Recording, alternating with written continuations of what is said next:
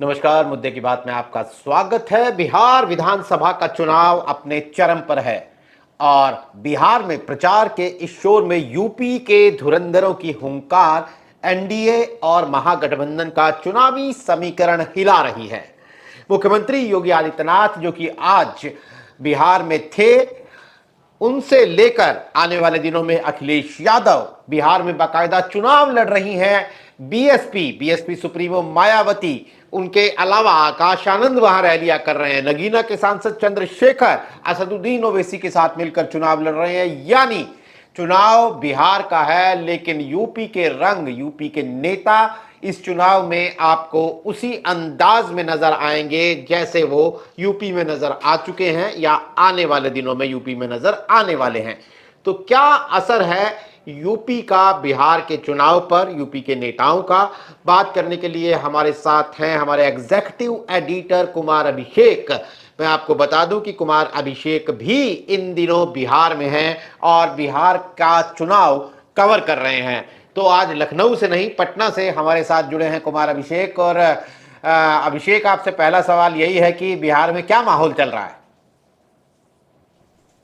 बिल्कुल माहौल बताऊंगा नीरज, लेकिन चूंकि आपने ये कहा कि मैं इस वक्त बिहार कवर कर रहा हूं, तो जो लोग यूपी तक पर मुझे देख रहे थे इन दिनों, मैं बिहार तक पर ज्यादा दिखाई दे रहा हूँ, क्योंकि बिहार की कवरेज जो है वो बिहार में ज्यादा है। बिहार तक पर इस वक्त वो ज्यादा दिखाई दे रही होगी। लेकिन बहरहाल आपने जो माहौल पूछा, देखिए अब धीरे धीरे ये माहौल बनता जा रहा है।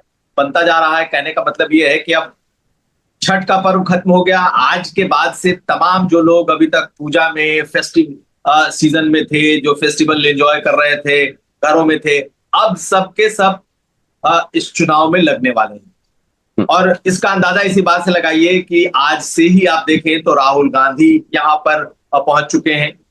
एक दिन की सभा करने के बाद आज योगी आदित्यनाथ की दो दो सभाएं हो गई।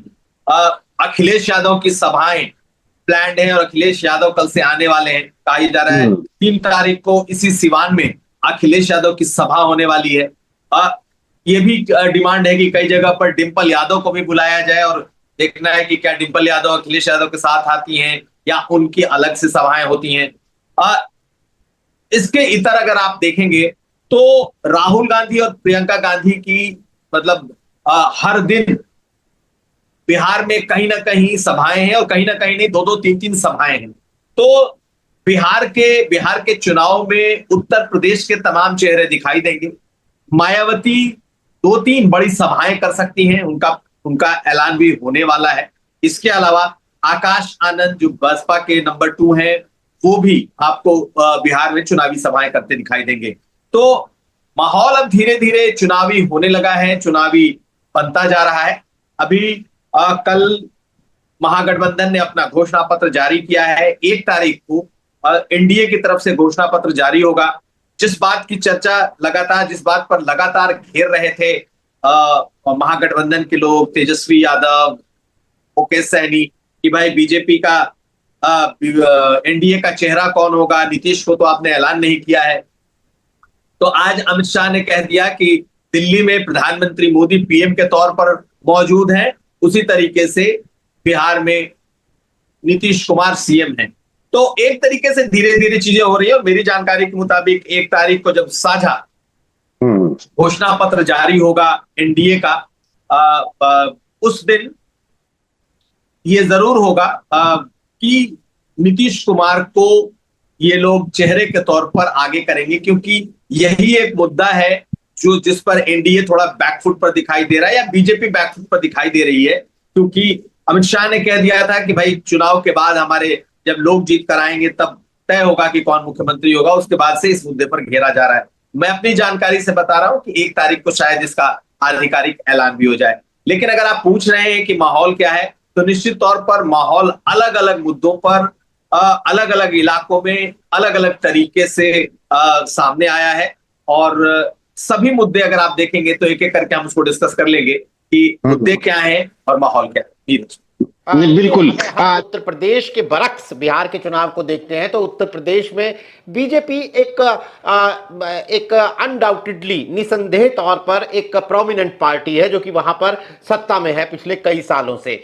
बिहार में वो नीतीश कुमार की सहयोगी पार्टी के तौर पर उसकी छवि बनती है। लेकिन अगर हम बीजेपी के गठबंधन के विरोध वाला उसके विपक्ष वाला गठबंधन देखते हैं तो यहां अखिलेश यादव राहुल गांधी का चेहरा सामने आता है और वहां महागठबंधन, इंडिया गठबंधन नहीं महागठबंधन कह रहे हैं, जो Tejashwi Yadav, Congress party, left, VIP इन सबको मिलकर बनता है। लेकिन महागठबंधन का भी जातीय समीकरण अगर हम देखते हैं या जातीय समीकरण की बजाय देख कहें कि उनकी भी अगर पॉलिटिक्स देखते हैं तो वो यूपी के पीडीए जैसी ही है लगभग। उनका भी वोट बेस वही है जो अखिलेश यादव पीडीए का वोट बेस बताते हैं, मुस्लिम, पिछड़े, दलित। तो क्या कोई पीडीए जैसा कोई फॉर्मूला जो यूपी में तो पिछले कई महीनों से बल्कि सालों से 2-3 सालों से अखिलेश यादव ने इसे जिसे कहते हैं राजनीति का बज़वर्ड बना दिया है, क्या उत्तर प्रदेश की तरह बिहार में ऐसा कोई फॉर्मूला है पीडीए जैसा, या महागठबंधन किस तरह से अपना प्रचार कर रहा है? देखिए, यहाँ पीडीए जैसा कोई टर्म कॉइन नहीं किया गया है महागठबंधन की तरफ से, लेकिन जो अखिलेश यादव का पीडीए है उसको दोहराने की कोशिश है। बिहार में यू देखा जाए तो पहले से ही एक पीडीए, अगर आप पीडीए कहेंगे भी तो किसको कहेंगे यहां पर? अगर उत्तर प्रदेश में तो अखिलेश यादव के बरक्स योगी आदित्यनाथ खड़े हैं, तो वहां पर आपकी पीडीए की बात तो चल जाती है। लेकिन अगर आप यहां कहेंगे पीडीए तो यहां नीतीश कुमार आपके सामने है। नीतीश कुमार खुद पीडीए का बहुत बड़ा चेहरा है पूरे देश का। बीजेपी की जो लीडरशिप है उसमें देख लें, नित्यानंद राय यादव बिरादरी से आते हैं, सम्राट चौधरी जो जो प्रदेश अध्यक्ष हैं वो कोयरी बिरादरी से आते हैं। यहाँ पर उनके जो प्रदेश अध्यक्ष जायसवाल हैं वो यहाँ ओबीसी में आते हैं।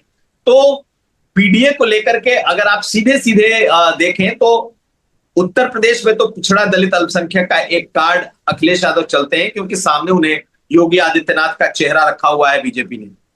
लेकिन यहां पर वो चीज नहीं दिखाई देती। हाँ, अगर आप इसको उस सेंस में देखेंगे कि क्या पीडीए के तौर पर अखिलेश यादव तेजस्वी यादव इसे आगे लेकर के चल रहे हैं तो ये दिखाई देगा। देखिए, इस बार जिस तरीके से पार्लियामेंट में उत्तर प्रदेश में अखिलेश यादव ने यादव और मुसलमानों का टिकट कम किया था, उसी तरीके से आप पार्लियामेंट या विधानसभा में देखेंगे तो तेजस्वी यादव ने कुछ यादव बिरादरी के जो अपने टिकट थे उसको कम किया। 51 टिकट दिए हैं उन्होंने, लेकिन 5-6 टिकट उन्होंने पिछली बार से कम किए हैं ताकि ज्यादा से ज्यादा ओबीसी, ईबीसी को और उसमें समाहित किया जा सके।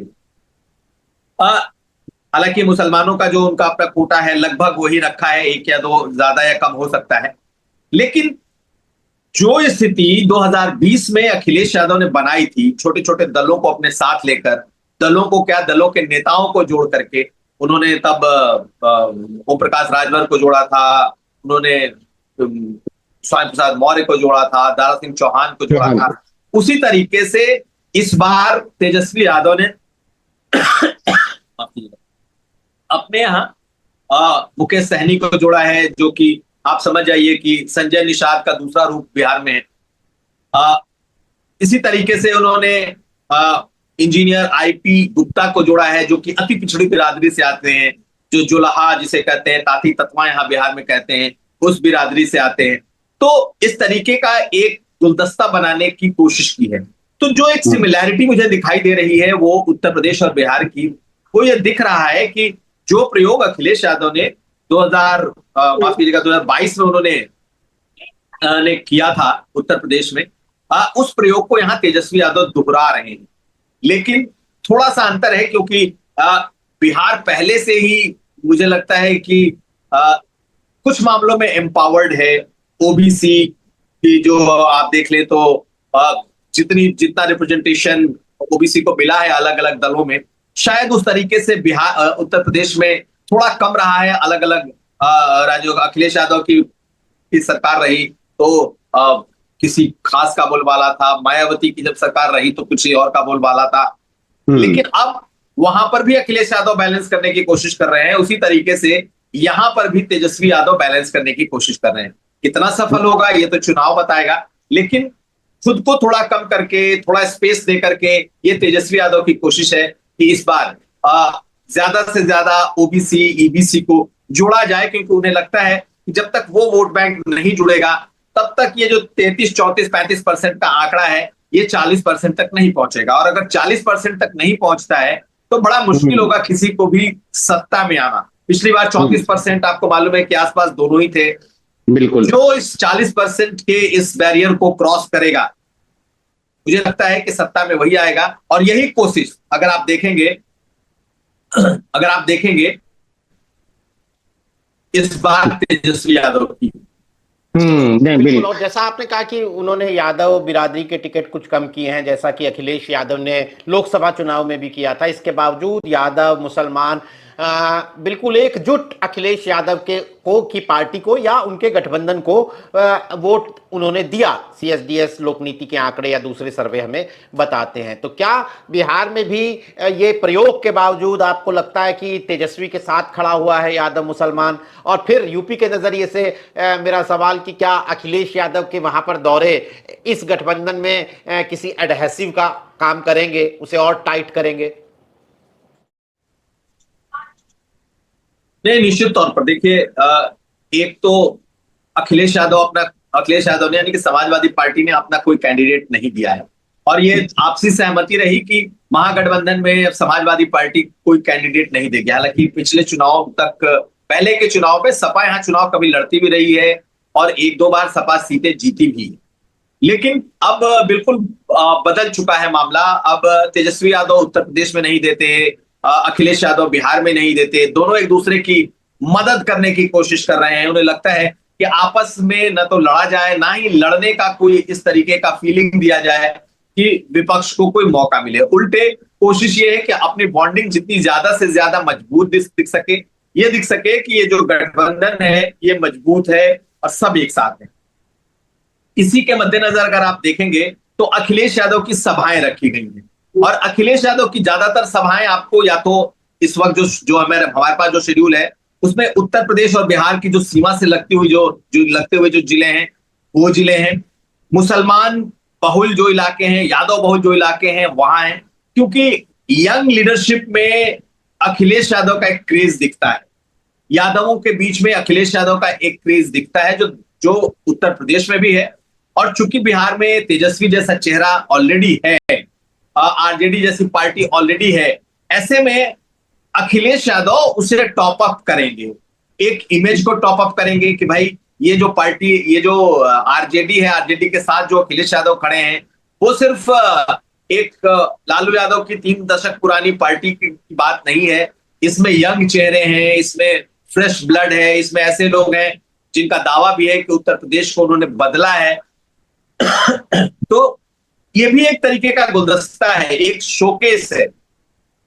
देखिए, अखिलेश यादव के आने से ऐसा नहीं होगा कि कोई यादव वोट बढ़ जाएगा, कोई मुस्लिम वोट बढ़ जाएगा। ये पहले से ही इस गठबंधन के साथ बहुत मजबूती से जुड़ा हुआ है।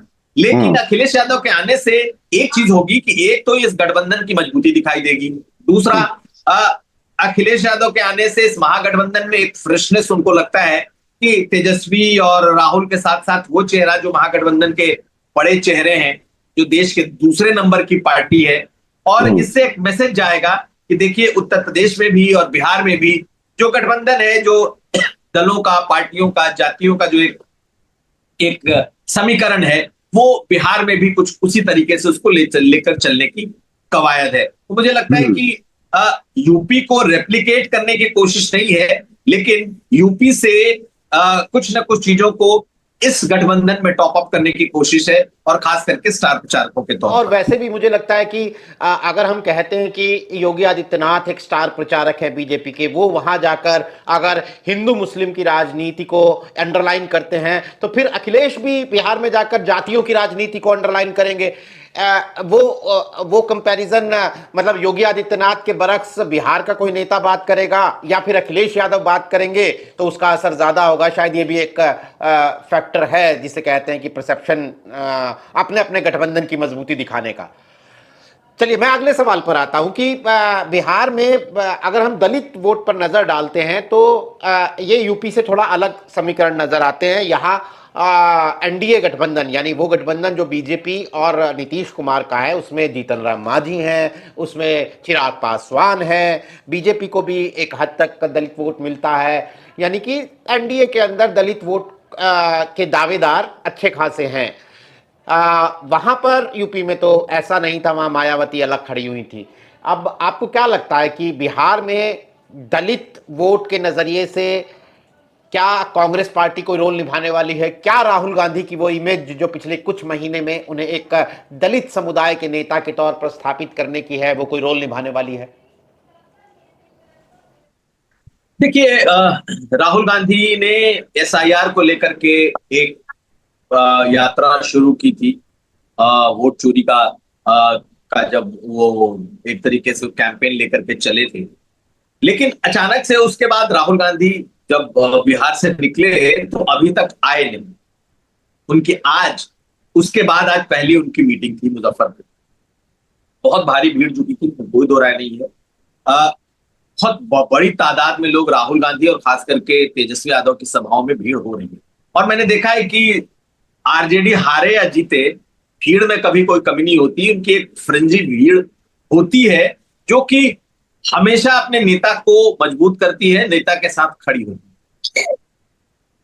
तो भीड़ कोई जीत का पैमाना मैं नहीं मानता, क्योंकि बिहार में मैंने कभी भी तेजस्वी की सभाओं में भारी भीड़ से नीचे न तो देखा है न सुना है। अब जबकि निश्चित तौर पर राहुल गांधी साथ में, और राहुल गांधी कुछ न कहीं वो दलित और मुस्लिम का जो अपना कांग्रेस का एक पुराना समीकरण है उसको लेकर के चले। मुसलमानों के बीच में राहुल गांधी की छवि एक अलग किस्म की है, बहुत एक बड़ी छवि बनी हुई। बिहार में आरजेडी पहले लालू यादव और तेजस्वी मुसलमानों के एक छत्र निर्विवाद नेता थे। पिछले चुनाव में हालांकि एमआईएम ओवैसी ने सीमांचल इलाके में बहुत बड़ा डेंट किया था, लेकिन कुछ फायदा नहीं हुआ। 5 जीते थे, 4 आरजेडी में आ गए, सरकार नहीं बनी। बहुत सारे लोगों ने कहा कि उसकी वजह से नहीं बनी, उन्होंने डेंट कर दिया, नहीं बनी। तो इस बार मुझे ओवैसी फैक्टर वैसा दिखाई नहीं दे रहा, हालांकि ओवैसी लगातार मेहनत कर रहे हैं और उनका दावा है कि वो इस बार पिछली बार से बेहतर करेंगे। ये जरूर है कि कांग्रेस पार्टी और आरजेडी जब दोनों पिछली बार लड़े थे तो लगभग 70 सीटों पर कांग्रेस पार्टी लड़ी थी और जीती थी मात्र 19 सीटें। लालू यादव ने तब ब्लेम भी किया था कि अगर कांग्रेस अच्छा करती तो हमारी सरकार होती। सिर्फ 12,000 के वोटों के अंतर से हम पूरा बिहार चुनाव हारे हैं। अगर कुछ भी सीट अच्छा कर गई होती कांग्रेस पार्टी, स्ट्राइक रेट अगर उसका अच्छा होता, 70 में सोचिए 19 सीटें लेकर आए तो किस स्ट्राइक रेट पर थे, जबकि 50% से ज्यादा का स्ट्राइक रेट अकेले आरजेडी का। अब देखना यह है कि क्या इस बार बार्गेनिंग में वो लगभग 60 सीटों पर कांग्रेस पार्टी अभी भी लड़ रही है। 9 सीटें मुकेश सहनी को दी गई, सबको दिया गया, एडजस्ट किया गया। क्या ये स्ट्राइक रेट 60 में 30 का 35 जीतते हैं कि नहीं? अगर इतना बार्गेन, इतना हार्ड बार्गेन करने के बाद कांग्रेस पार्टी 50% सीटों को जीतती है तो मानिए कि महागठबंधन की स्थिति बेहतर रहेगी। अगर कांग्रेस पार्टी का स्ट्राइक रेट नहीं सुधरता तो एक बार फिर कांग्रेस को उस ब्लेम गेम को अपने ऊपर झेलने के लिए तैयार रहना होगा। निश्चित तौर पर मैं जैसा कह रहा हूं कि राहुल की एक अलग फैन फॉलोइंग है, युवाओं में भी एक उनको लेकर के एक नया क्रेज दिखाई दे रहा है जब से वो युवाओं की बात करते हैं, खास करके नौकरियों की बात करते हैं। आप देखें तो इस चुनाव में तेजस्वी यादव ने नौकरी को बड़ा मुद्दा बनाया है कि भाई हम हर घर में हम सरकारी नौकरी देंगे। विश्वास करने वाले कम हैं, उनके समर्थकों में इसको लेकर के खासा उत्साह है, लेकिन एक नैरेटिव नए तरीके से बनाने की कोशिश हो रही है। देखिए, बिहार में आरजेडी को जो घेरा जाता है लॉ एंड ऑर्डर पर घेरा जाता है, जंगल राज की बात करके घेरा जा रहा है। तो तेजस्वी कोशिश कर रहे हैं कि कम से कम उनके रहते, उनके इस दौर में ये मैसेज जाए कि वो भी लॉ एंड ऑर्डर के ही को लेकर के उतने ही सजग हैं। वो बार बार कह रहे हैं कि अगर मेरी सरकार आई तो 24 से 48 घंटों में सारे अपराधी जेल में होंगे, मेरी परछाई भी अगर कोई गलती करेगी तो उसको उसकी सजा मिलेगी। यानी कि कहीं ना कहीं उस पास्ट से पीछा छुड़ाने की कोशिश, एक छटपटाहट दिखाई देती है। तो कहते हैं कि जो लालू यादव के शासन का, लालू राबड़ी देवी के शासन का जो एक बैगेज था, अच्छा और बुरा, वो दोनों तेजस्वी यादव के ऊपर है। अच्छा ये कि पिछड़ों की सरकार आई, ओबीसी की बात लालू यादव ने की। जब भी यहाँ पिछड़ों को एम्पावर करने, इनको सत्ता में लाने की बात आती है तो लालू यादव का जिक्र आता है। लालू यादव को पिछड़ों के मसीहा के तौर पर कहा जाता है। लेकिन उसी तरीके से जब जंगल राज, नरसंहार, ऐसी चीजें हुई तो वो बैगेज भी आरजेडी को उठाना पड़ता है। तो अब इसकी एक छटपटाहट, एक कसमकस तेजस्वी में दिखाई तो दे रही है, लेकिन क्या लोग उस दौर को भूलने को तैयार हैं? देखिए, जो 40 साल से ऊपर के लोग हैं उसमें शायद अभी भी वो दौर उन्हें याद है, उसमें बहुत डेंट करना मुश्किल है। इसीलिए चाहे राहुल गांधी हो चाहे तेजस्वी हो, वो पीछे की बात नहीं करते। वो अब युवाओं की बात कर रहे हैं, वो यूथ की बात कर रहे हैं, first time second time voters की बात कर रहे हैं, वो नौकरियों की बात कर रहे हैं, वो सरकारी नौकरी की बात कर रहे हैं, रोजगार की बात कर रहे हैं, पलायन की बात कर रहे हैं। तो मुझे लगता है कि उनका एक अपना नया नैरेटिव वो गढ़ने की कोशिश कर रहे हैं। लेकिन क्या ये लोगों के गले उतरेगा, या फिर आने वाले 2-4 दिन 5 दिन में जब चुनाव प्रचार खत्म होंगे और 6 तारीख को चुनाव होगा तो फिर जात पर राजनीति, जात पर वोटिंग होगी? देखिए, मेरा मानना है कि प्रशांत किशोर ने भी बहुत कोशिश की है कि जात पात से निकाल करके इसको लेकर के एक ऐसे प्लेटफॉर्म पे लाया जाए जहां पर नौकरियों की बात हो, युवाओं की बात हो, नए बिहार की बात हो, बदलने वाले आने वाले वक्त में कैसा बिहार बने इसकी बात हो। लेकिन क्या जब वोटिंग आएगी तो ये जात पर ही वोट जाएगा या फिर आगे की सोचेगा? तो मुझे लग रहा है कि आज के समय में, देखिए, कुछ हद तक तो नैरेटिव बदला है, लेकिन कितना बदला है अभी ये कहना मुश्किल है। कहीं ऐसा ना हो कि वोटिंग होते होते आखिर वक्त तक ये फिर जात बनाम जात पर चुनाव आ जाए। नहीं, और बिल्कुल। यही एक विरोधाभास नजर आता है। मैं अपने दर्शकों के लिए थोड़ा सा एक्सप्लेन कर रहा हूं कि जब हम बात करते हैं कि जंगल राज का एक बहुत बड़ा जंगल राज के प्रचार का एक बहुत बड़ा विरोधी वोटर बिहार में है, और अभी भी उस युग को याद करता है। इसके अलावा लेकिन जब हम 2020 के चुनाव पर नजर डालते हैं तो मात्र 12,000 वोट का अंतर था पूरे बिहार में, तेजस्वी यादव के गठबंधन में और नीतीश कुमार के गठबंधन में। यानी करीब करीब इस तमाम जंगल राज को लेकर हुए रोष, इसके अलावा नीतीश कुमार की छवि, बीजेपी की डबल इंजन की सरकार, इन सब की मौजूदगी के बावजूद 2020 में करीब करीब जीत तेजस्वी यादव ने बीजेपी और नीतीश कुमार से छीन ली थी। आखिर में नहीं छीन पाए तो वो जीत के करीब तो वहां भी खड़े थे। तो मैं अब आपसे एक सवाल अपने लिए और अपने दर्शकों के लिए ये पूछना चाहता हूं कुमार अभिषेक, कि हम बात करते हैं कि कांग्रेस पार्टी ने 2020 के चुनाव में 70 में से 19 सीटें जीती। इसके अलावा पिछले चुनावों की बात हम करते हैं तो मैं ये समझना चाहता हूं कि 2020 का चुनाव, जिसमें मैंने कहा कि मात्र 12,000 वोट का अंतर था दोनों पार्टियों के अंदर, एक सीट पर नहीं पूरे बिहार के अंदर, तो 2020 का चुनाव जिस लोकसभा चुनाव के बाद हुआ था, उस लोकसभा चुनाव में बीजेपी एब्सोल्यूट मेजॉरिटी की पार्टी थी। उस लोकसभा चुनाव में कांग्रेस एक आईसीयू में पड़ी हुई पार्टी थी जिसकी 50-52 सीटें पूरे देश में आई थी। उस लोकसभा चुनाव में राहुल गांधी एक नो लीडर की छवि वाले थे, जिनके सोशल मीडिया पर हमें उपहास उड़ाते हुए मीम्स ही नजर आते थे। उनके बरक्स अब यह चुनाव 2024 के उस लोकसभा चुनाव के बाद हो रहा है जहां बीजेपी एब्सोल्यूट मेजॉरिटी नहीं ले पाई, 240 पर अटक गई। नीतीश कुमार और चंद्रबाबू नायडू के सहारे केंद्र की सरकार चला रही है। ये उस 2024 के चुनाव के बाद हो रहा है जहां कांग्रेस पार्टी ने तकरीबन 80-90% यानी 50-52 से बढ़कर 99 तक अपनी लोकसभा की सीटें कर ली हैं। ये उस लोकसभा चुनाव के बाद हो रहा है जहां राहुल गांधी जो हैं वो अनडाउटेडली एक इंडिया गठबंधन के पूरे विपक्ष के एक नेता के तौर पर खड़े हुए हैं। उनकी भारत जोड़ो यात्राएं, ये जो तमाम उनकी छवि है वो उसके बाद ही बदली है। तो क्या अगर हम 2019 वर्सेस 2020 का बिहार चुनाव देखते हैं तो अगर हम 2024 का लोकसभा वर्सेस 2025 का बिहार चुनाव देखते हैं तो आपको ये बातें जो मैंने कही वो फर्क डालती हुई नजर आती हैं? नहीं, देखिए फर्क तो है नीरज, इसलिए फर्क है क्योंकि तब से अब तक में राहुल गांधी की छवि काफी कुछ बदली है। 2019-2020 में राहुल गांधी की छवि किस तरीके की बनी हुई थी या बनाई गई थी, ये किसी से छुपा हुआ नहीं था।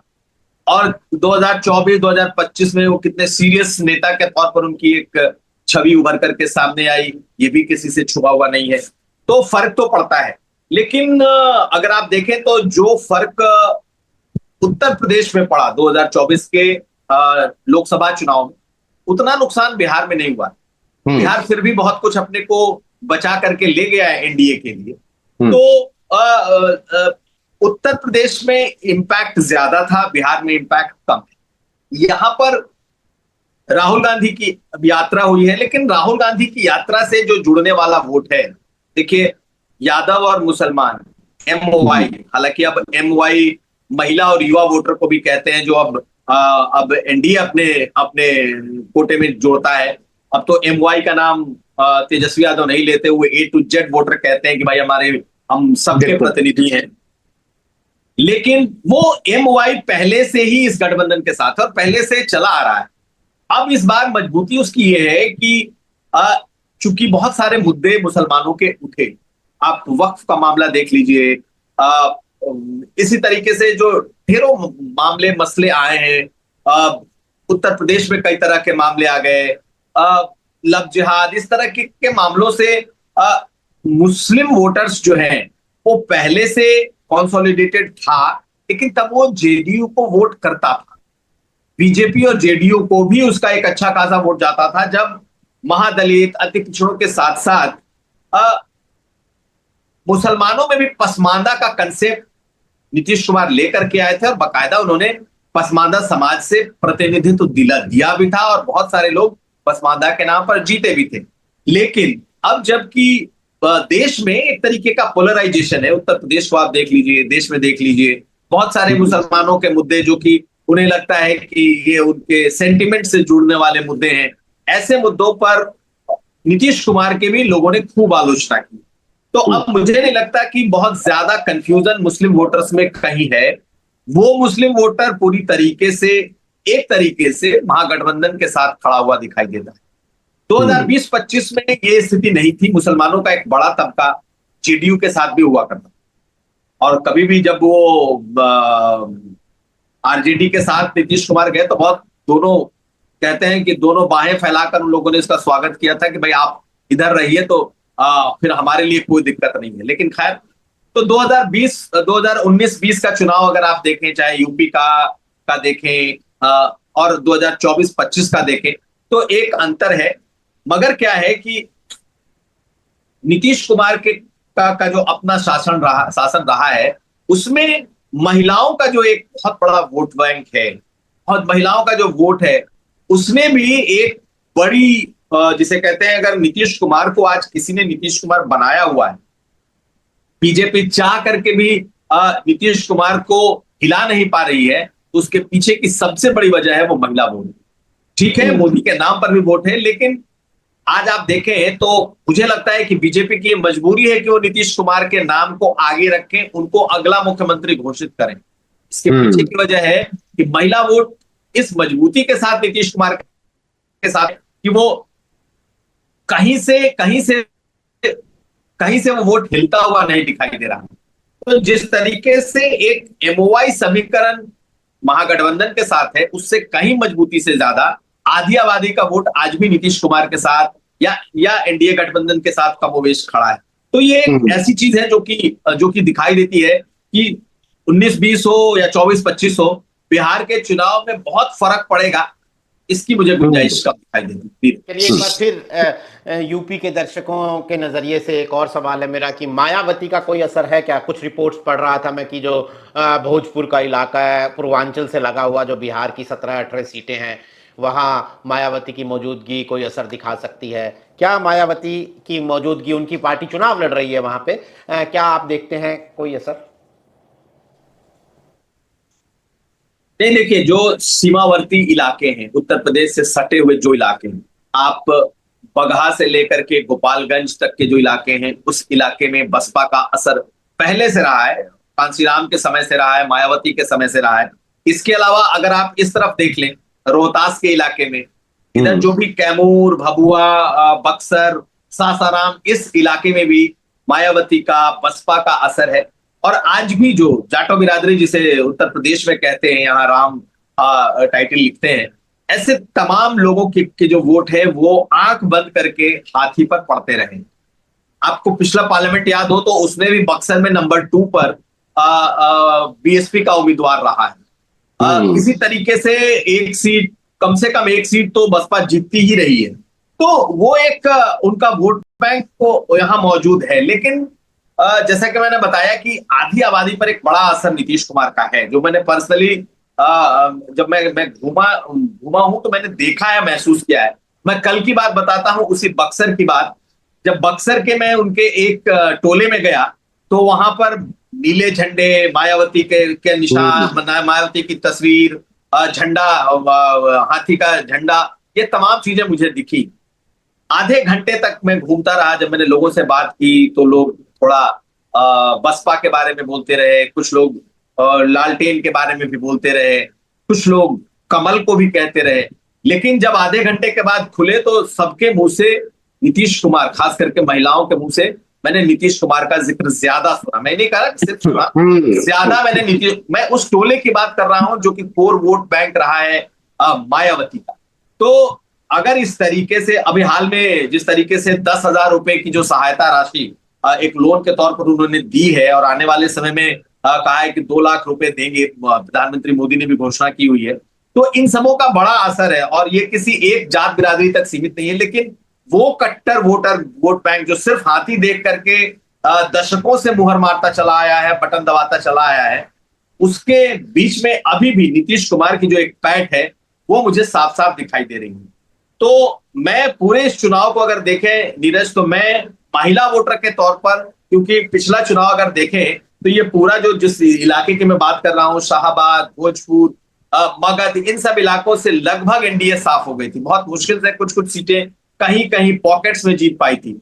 लेकिन इन इलाकों में मुझे लगता है कि जो महिला वोटरों का जो है, इस बार कम से कम इस इलाके में मुझे लगता है कि एनडीए की स्थिति काफी बेहतर होगी। और पिछली बार की तरह जिस तरीके से उनका एक सुपड़ा साफ हुआ था वो नहीं होगा। इन्हीं इलाके में जो असर है वो बसपा का है, मायावती का है। तो अब देखना है कि क्या मायावती अपना असर यहाँ बचा पाती है, या उत्तर प्रदेश की तरह ही यहाँ भी बची खुची जो उनकी पार्टी है या फिर उनका जो वोटर्स है, वोट बैंक है, उसका हर्ष भी कहीं यही तो नहीं होता कि वो कहीं शिफ्ट हो जाए। बहुत मुमकिन है कि कहीं ऐसा ना हो कि उनका वोट बैंक ज्यादा से ज्यादा कहीं शिफ्ट ना हो जाए। जमीन पर तो ये दिखाई दे रहा है, लेकिन अब देखना है जब चुनाव होंगे, जब वोटिंग होगी, तब एक्चुअल इस बारे में पता चल पाएगा। बिल्कुल। तो जैसा हमने चर्चा की कुमार अभिषेक के साथ, की समीकरण भले ही अलग अलग नजर आते हों उत्तर प्रदेश के, बिहार के, जब हम माइक्रोस्कोपिक एनालिसिस करते हैं, लेकिन फिर भी उत्तर प्रदेश के 2027 के विधानसभा चुनाव से पहले ये किसी भी हिंदी भाषी राज्य का, हिंदी बेल्ट के राज्य का एक बड़ा चुनाव है। और एक राजनीति के जानकारों का मानना है कि यूपी के चुनाव जब होंगे तो उन पर बिहार के चुनावों के नतीजों का अक्स किसी ना किसी रूप में नजर आएगा। इसलिए बिहार के इन चुनावों में, जिनमें मुझे लगता है कि अब नतीजे आने में भी 2 हफ्ते से कुछ थोड़ा सा ज़्यादा वक्त ही बचा हुआ है, हमारी नज़र इस पर रहेगी। और फिर इसका क्या असर होता है, यूपी के नेता क्या रोल निभा रहे हैं बिहार में, इन तमाम चीज़ों को हम देखते रहेंगे। कुमार अभिषेक तो बिहार में हैं ही, उनसे पूछते रहेंगे। हमारे साथ इस कार्यक्रम में जुड़ने के लिए कुमार अभिषेक, आपका बहुत बहुत शुक्रिया। तमाम दर्शकों का भी आभार। नमस्कार।